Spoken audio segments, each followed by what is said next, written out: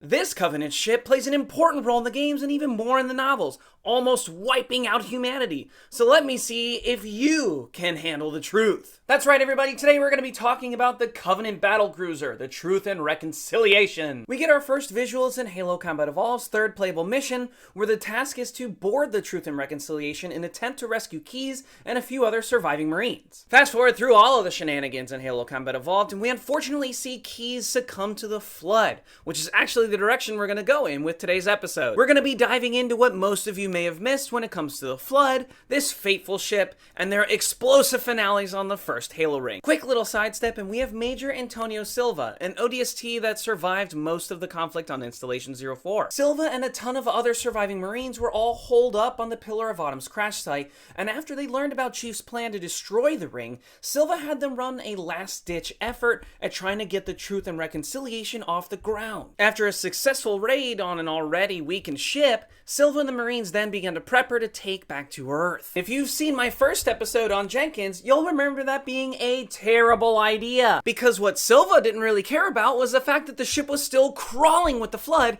and don't even get me started on the Cole Protocol. Thankfully, Jenkins and Lieutenant Melissa McKay were able to put a stop by this by severing the ship's fiber optic communication cables, which brings the Truth and Reconciliation down in a blaze of humanity gets to live another day glory. There is a lot to go over when it comes to these Covenant ships. They're different shapes and sizes, their companies and their armaments, all of that. So make sure to join me on that later. Root out!